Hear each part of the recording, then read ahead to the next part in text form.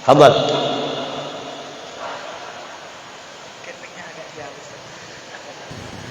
Agak jauh ya. Gini. Soalnya kalau dekat takut gak sampai. Ya dah. Sebenarnya gak pakai mic cukup ini. Assalamualaikum warahmatullahi.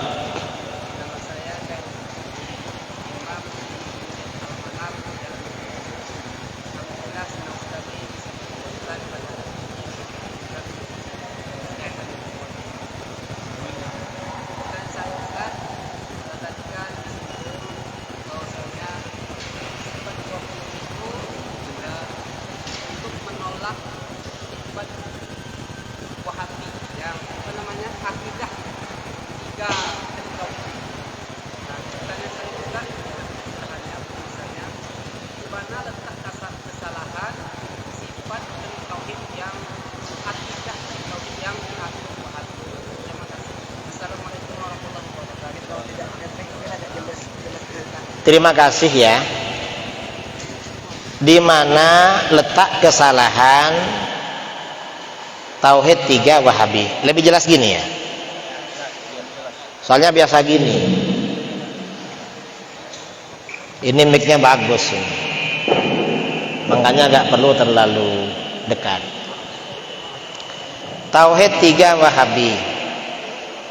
Tauhid rububiyah itu menurut Wahabi artinya pengakuan atau keyakinan bahwa yang menciptakan, yang mengatur dan memiliki alam jagat raya adalah Allah. Alam jagat raya ini yang menciptakan, yang mengatur dan memiliki adalah Allah. Apakah salah keyakinan ini? Enggak salah. Alam jagat raya ini semuanya ciptaan Allah, diatur oleh Allah dan milik Allah. Salahnya di mana? Salahnya ketika Wahabi menganggap makna ini khusus maknanya rububiyah. Itu salah. Mengapa salah? Karena uluhiyah juga punya jangkauan makna yang sama. Uluhiyah juga punya makna seperti itu. Itu kesalahan pertama. Kesalahan kedua, kata orang Wahabi, semua manusia yang Muslim, yang Yahudi, yang Nasrani, yang musyrik, yang Hindu, yang Buddha, semuanya bertauhid dengan tauhid rububiyah. Ini kata Wahabi.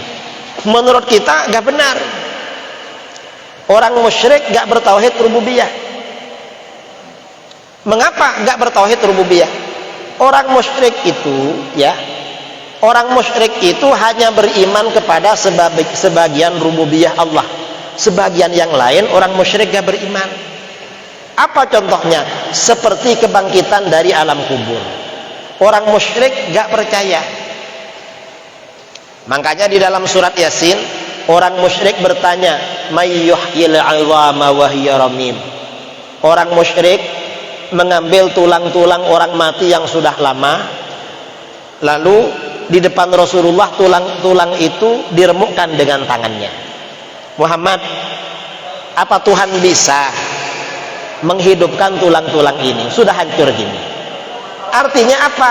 Kata orang musyrik, Tuhan gak mampu menghidupkan lagi karena sudah hancur. Akhirnya apa? Dijawab oleh Al-Quran, qul yuhyihallazi ansha'aha awwala marrah. Katakan Muhammad, tulang-tulang itu akan dihidupkan oleh Allah yang menciptakan pertama kali. Artinya apa? Orang musyrik itu tidak bertauhid rububiyah, tapi oleh orang Wahabi dianggap bertauhid rububiyah. Ini Wahabi nggak bertauhid. Di kitab-kitab tafsir ada itu, saudara. Nah, parahnya lagi, Wahabi ini di kitab-kitab akidah mereka menulis bab tauhidu Abi Jahlin wa Abi Lahab. Bukti bahwa Abu Jahal dan Abu Lahab dan orang-orang musyrik yang seperti mereka adalah orang-orang yang bertauhid rububiyah. Parah Wahabi. Dianggap bertauhid.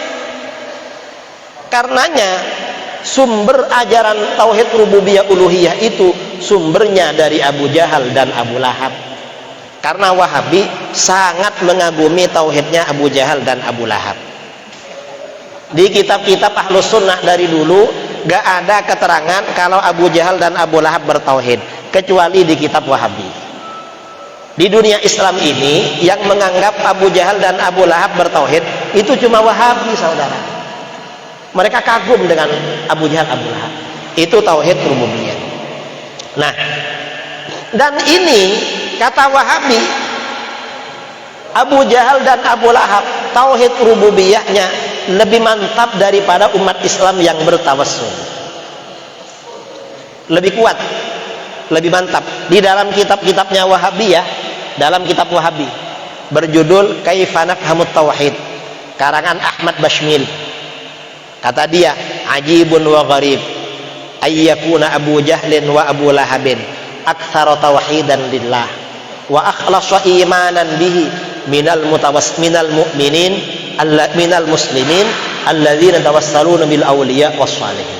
Sungguh aneh dan mengherankan, ternyata Abu Jahal dan Abu Lahab lebih mantap tauhidnya, lebih bersih imannya daripada kaum muslimin yang bertawassul dengan para wali dan orang-orang soleh.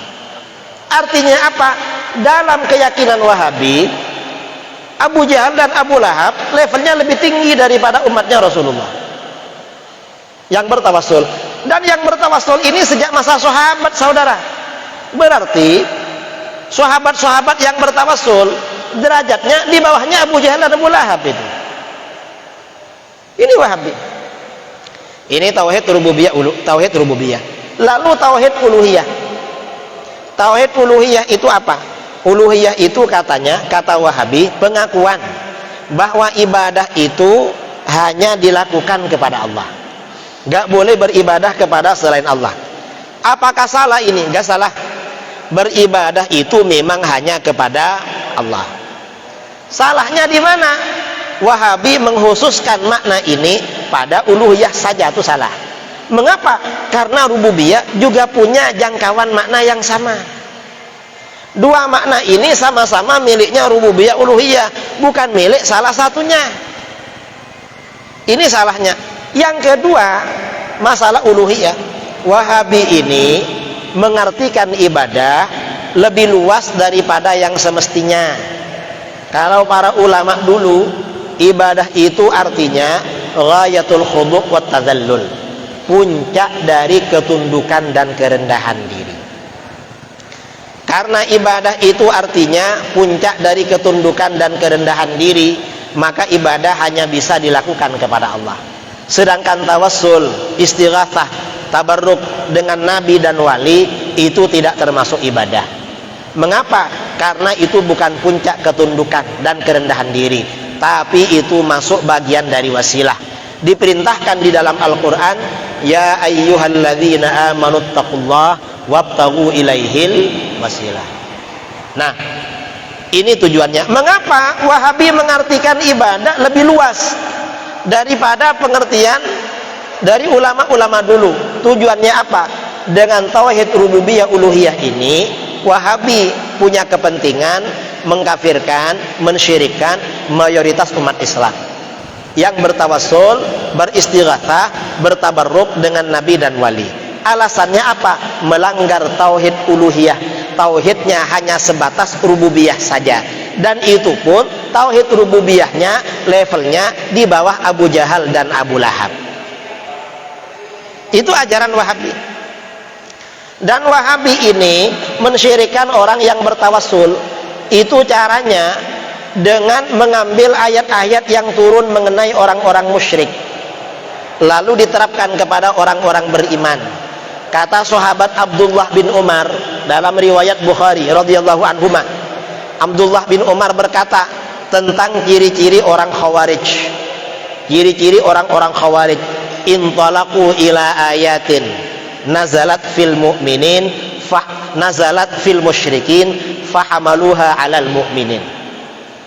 Orang-orang Khawarij ini mencomot ayat-ayat yang turun mengenai orang-orang musyrik, lalu diterapkan untuk orang-orang yang beriman. Contohnya apa?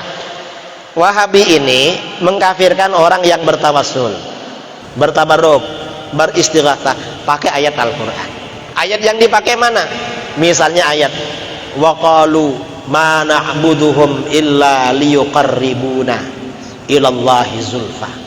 Orang-orang musyrik ketika ditanya, "Hai orang musyrik, kenapa kamu menyembah batu-batu, menyembah berhala-berhala?" Orang musyrik berkata, "Kami tidak beribadah kepada berhala-berhala itu kecuali agar berhala-berhala itu mendekatkan kami kepada Allah sedekat-dekatnya." Nah, orang musyrik itu menyembah berhala biar dekat pada Allah. Itu sama dengan orang muslim yang bertawassul dengan nabi dan wali agar dekat pada Allah. Ini kata mereka, jelas gak sama. Mengapa gak sama? Dalam ayat ini orang musyrik beribadah pada berhala. Ma na'buduhum, kami tidak beribadah kepada berhala illa liyuqarribuna, kecuali agar berhala itu mendekatkan kami kepada Allah. Artinya orang musyrik memang menyembah berhala. Adapun orang yang bertawassul, beristighatsah, bertabarruk dengan nabi dan wali, itu tidak menyembah nabi dan wali, tapi bagaimana? Berwasilah dengan nabi dan wali. Ibadahnya, menyembahnya tetap hanya kepada Allah. Sesuai dengan ayat Al-Qur'an, ya ayyuhalladzina amanu taqullah wabtaghu ilaihil wasilah. Hai orang-orang yang beriman, takutlah kalian kepada Allah, carilah wasilah kepada Allah. Wasilah itu apa? Dalam kitab-kitab tafsir dikatakan wal wasilah hiyallati yutawassalu biha ila tahsiril maksud.